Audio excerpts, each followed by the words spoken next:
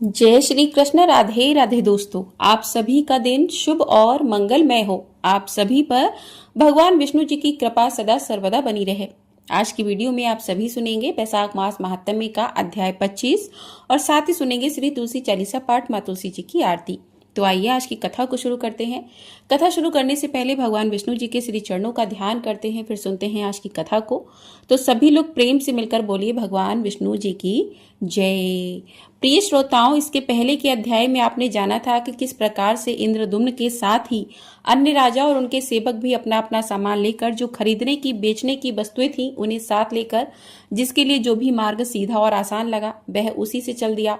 नीलांचल पर पहुंचने वाले कठिन से कठिन रास्तों के द्वारा भी लोगों ने यात्रा की। महाराज इंद्रदुम्न समस्त पुरवासियों तथा हर्ष में भरी हुई चतुर्गणनी सेना से घिरे हुए थे। जंगल का रास्ता जानने वाले पुरुष जो मार्ग बतलाते हैं उसी से राजा यात्रा करते थे।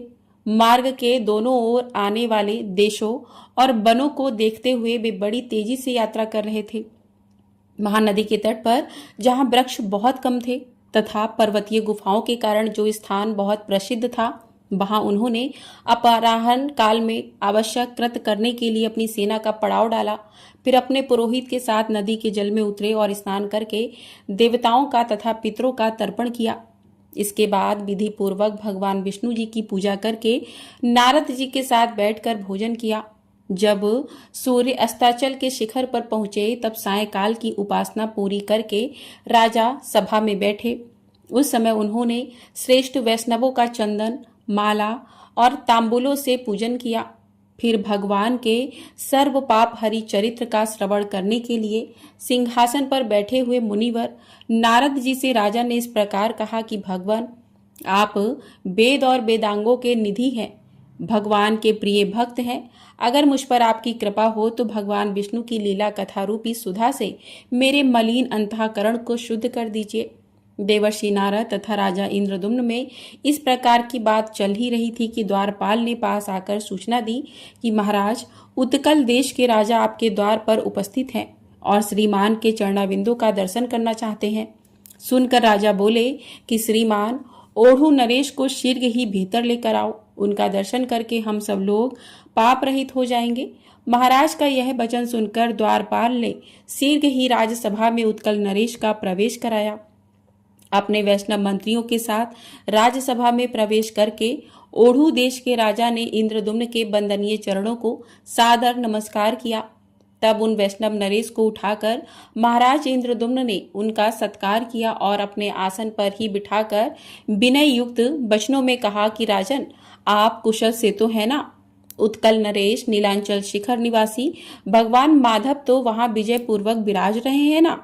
क्या आपके निर्मल बुद्धि भगवान के चरणाविंदों में लगती है? समस्त प्राणियों में समान चित्त रखने वाले आपका मन भगवान में अनुरक्त तो है ना। तब उत्कल नरेश ने हाथ जोड़कर नम्रता पूर्वक कहा कि स्वामिन, आपके चरणों की कृपा से मेरे लिए सब कुछ कुशल मंगल है। दक्षिण समुद्र के तट पर जंगलों से घिरा हुआ नीलांचल विद्यमान है, किंतु वहां लोगों का आना जाना नहीं है। भगवान नील माधव भी वही है, परंतु इस समय प्रचंड आंधी के कारण उठी हुई अधिक बालू राशिका से वे छिप गए हैं, ऐसी बात सुनी जाती है। इसलिए मेरे राज्य में भी अकाल और मृत्यु का भय बढ़ गया है, किंतु अब आप पधारे हैं तो सब कुछ कुशल ही होगा। उत्कल नरेश के ऐसा कहने पर राजा इंद्रदुम्न ने उनका आदर करते हुए उन्हें विदा कर दिया और फिर नारद जी की ओर देखकर बड़े उदास स्वर से कहा कि मुनि, यह क्या हो गया है? नारद जी बोले कि राजन, इस विषय में तुम्हें बिल्कुल भी हैरान नहीं होना चाहिए। श्रेष्ठ वैष्णव भाग्यवान होता है। वैष्णवों का मनोरथ कभी निष्फल नहीं होता। जगत के आदि कारण और रोग शोक से रहित प्रत्यक्ष शरीर धारण किए हुए भगवान नारायण को तुम अवश्य देखोगे। वे तुम पर ही अनुग्रह करने के लिए इस पृथ्वी पर उतरेंगे। संपूर्ण चराचर जगत भगवान विष्णु के वश में है। सनातन परमात्मा विष्णु किसी के भी वश में नहीं है। वे तो भगवान भक्त वत्सल हैं, इसलिए केवल भक्ति के वश में रहते हैं। भगवान विष्णु की भक्ति ही धर्म, अर्थ, काम और मोक्ष रूपी चारों पुरुषार्थों की जड़ है। वह भक्ति ही भगवान को वश में करने का उपाय है। एक ही भगवान विष्णु अपनी माया से अनेकों रूपों में कई बार प्रकट हुए हैं, इसलिए उन परमात्मा के सिवा और कोई भी सुख का कारण नहीं है। राजन, तुम ब्रह्मा जी की संतान, परंपरा में 5वें पुरुष हो, साथ ही श्रेष्ठ वैष्णव हो। तुमने 18 विद्याओं में पूर्ण विद्वता प्राप्त की है और तुम सदैव सदाचार में स्थित रहते हो। तुमने इस पृथ्वी का न्यायपूर्वक पालन भी किया है।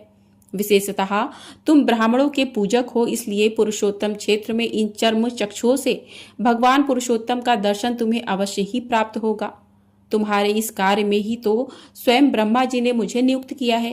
पुरुषोत्तम क्षेत्र में चलने पर वह सब बातें मैं तुम्हें बताऊंगा।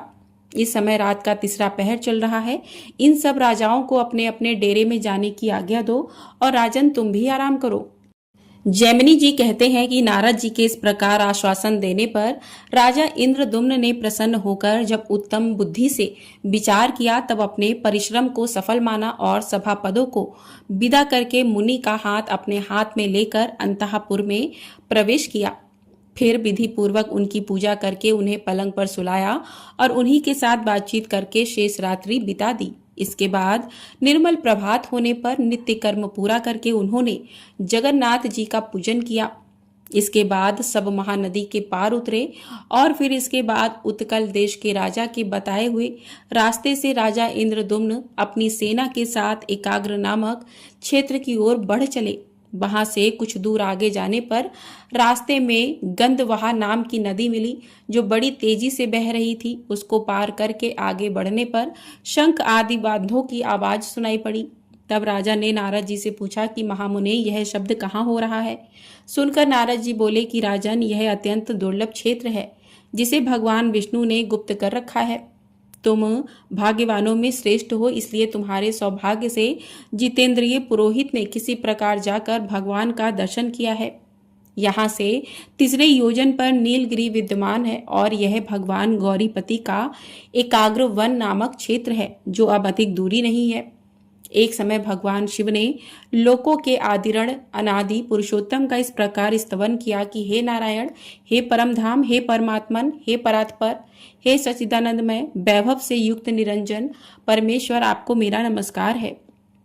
आप संसार के कारण हैं और गुणों के भेद से सृष्टि पालन तथा संहार रूप कर्म किया करते हैं। आपने अपनी ही योग माया से अपने को गुप्त कर रखा है। आपको नमस्कार है। आप ना भीतर हैं ना बाहर हैं, साथ ही बाहर भी हैं और भीतर भी हैं, दूर होते हुए भी अत्यंत पास हैं, भारी, हल्के, स्थिर, अत्यंत सूक्ष्म और अतिशय स्थूल भी आप ही हैं। आपको नमस्कार है। जिनके कटाक्ष विलास से कोटि कोटि ब्रह्मा और अगणित रुद्र उत्पन्न होते हैं, उन कालात्मा श्री हरि को नमस्कार है। जिनके एक एक रूम में अनेकानेक ब्रह्मांडों का समुदाय भरा हुआ है और जिनका शरीर माप जोख के बाहर है, उन विश्वरूप भगवान को नमस्कार है। त्रिपुरासुर का दहा करने वाले भगवान शंकर ने जब इस प्रकार स्तुति की, तब शंख चक्र गदा धारण करने वाले, बनमाला विभूषित, हार कुंडल केयूर और मुकुट आदि से सुशोभित कृपा निधान भगवान गरुण वाहन विष्णु ने शिव जी से कहा कि दक्षिण समुद्र के किनारे नीलांचल से विभूषित जो 10 योजन विस्तृत क्षेत्रोत्पला नदी से लेकर समुद्र तक फैला हुआ है, उसके उत्तर एकाग्र वन नामक सुंदर वन है।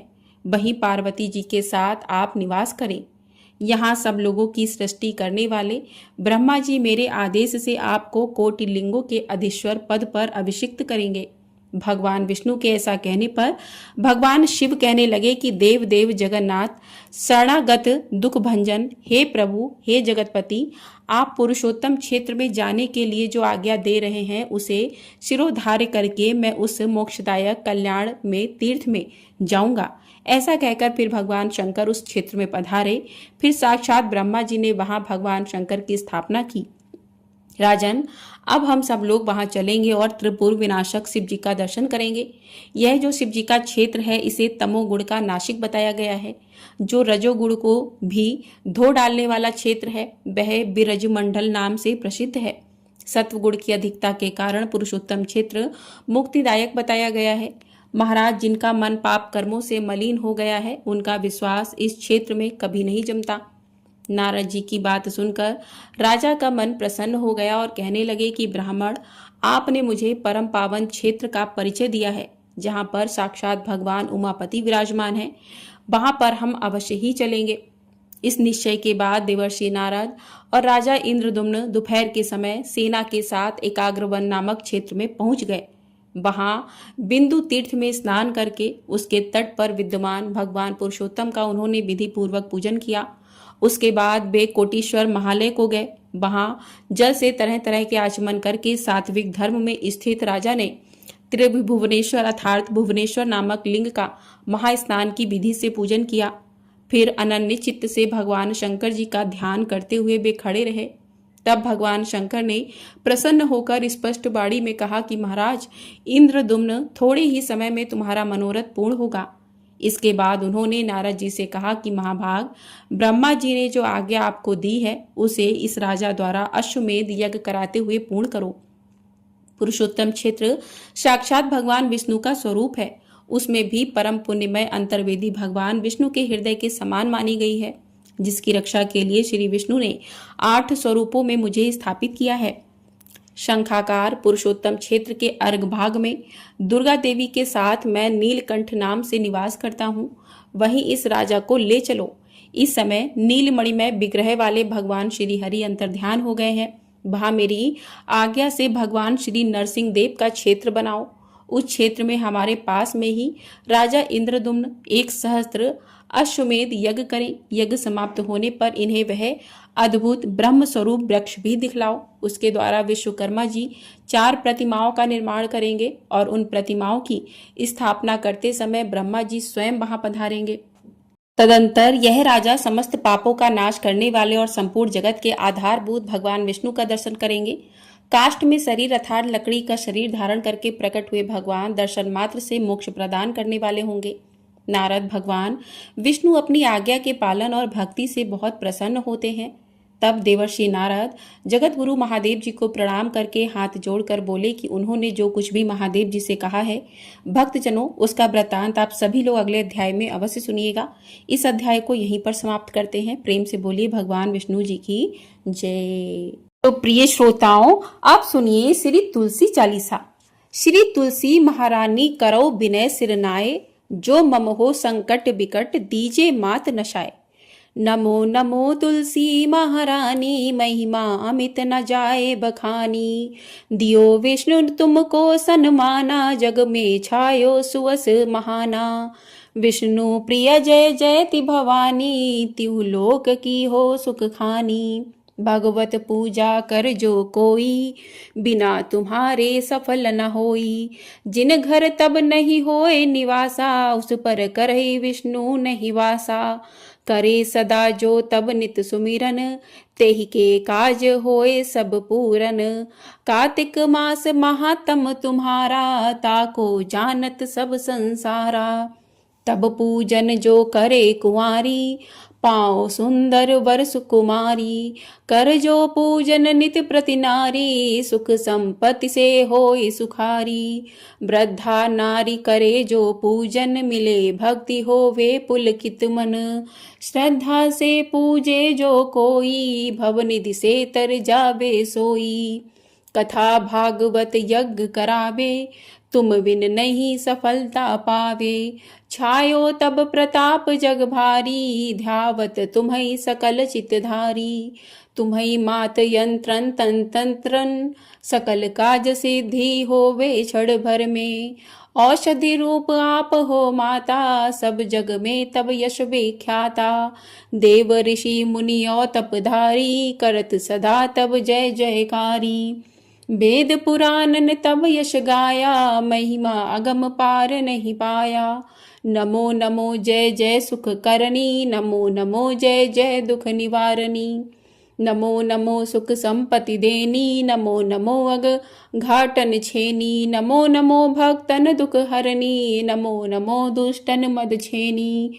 नमो नमो भव पार उतारनी, नमो नमो परलोक सुधारनी। नमो नमो निज भक्त उबारनी, नमो नमो जन काज सवारनी। नमो नमो जय कुमति नशावनी, नमो नमो सुख उपजावनी। जयति जयति जय तुलसी माई, ध्याऊ तुमको शीश नवाई। निज जन जानि मोहि अपनाओ, बिगड़े कर कारज आप बनाओ। करूँ विनय मैं मात तुम्हारी, पूर्ण आशा करो हमारी। शरण चरण कर जोरी मनाऊं, निश दिन तेरे ही गुण गाऊं। कृहु मात यह सब अब मो पर दाया, निर्मल होए सकल मम काया। मंगू मात यह वर दीजे, सकल मनोरथ पूर्ण कीजे। जनु नहीं कुछ नेम अचारा, क्षमो मात अपराध हमारा। बरह मास करे जो पूजा, ता सम जग में और न दूजा। प्रथम ही गंगा जल मंगवावे, फिर सुंदर स्नान करावे। चंदन अक्षत पुष्प चढ़ावे, धूप दीप नैवेद्य लगावे। करे आचमन गंगा जल से, ध्यान करे हृदय निर्मल से। पाठ करे फिर चालीसा की, स्तुति करे मात तुलसा की। यह विधि पूजा करे हमेशा, ताके तन नहीं रहे कलेशा। करे मास कार्तिक का साधन, सोबे नित पवित्र सिद्ध हुई जाही। है यह कथा महासुखदाई, पढ़े सुने सो भव तर जाई। तुलसी मैया तुम कल्याणी, तुम्हारी महिमा सब जग जानी। भाव न तुझे माँ नित नित ध्यावे, गा गा कर माँ तुझे रिझावे। यह श्री तुलसी चालीसा पाठ करे जो कोय, गोविंद सो फल पावई जो मन इच्छा होए। प्रेम से बोलिए तुलसी मैया की जय। तुलसी चालीसा पाठ पूर्ण हुआ। अब करते हैं तुलसी माता की आरती। जय जय तुलसी मैया, मैया जय तुलसी मैया। सब जग की सुखदाता, सबकी वरदाता, मैया जय तुलसी माता। सब योगों से ऊपर, सब रोगों से ऊपर, रज से रक्षा करके सबकी भव त्राता, मैया जय तुलसी माता। बटुपुत्री है श्यामा, सूरबल्ली है ग्राम्या। विष्णु प्रिय जो नर तुमको सेवे, सो नर तर जाता, मैया जय तुलसी माता। हरि के शीश विराजत, त्रिभुवन से हो वंदित। पतित जनों की तारणी तुम हो विख्याता, मैया जय तुलसी माता। लेकर जन्म विजन में आई, दिव्य भवन में। मानव लोक तुम्ही से सुख संपत्ति पाता, मैया जय तुलसी माता। हरि को तुम अति प्यारी, श्याम वर्ण सुकुमारी। प्रेम अजब है उनका, तुमसे कैसा नाता, मैया जय तुलसी माता। हमारी विपद हरो तुम, कृपा करो माता, मैया जय तुलसी माता। जय जय तुलसी माता, मैया जय तुलसी माता। सब जग की सुखदाता, सबकी वरदाता, मैया जय तुलसी माता। प्रेम से बोलिए तुलसी माता की जय।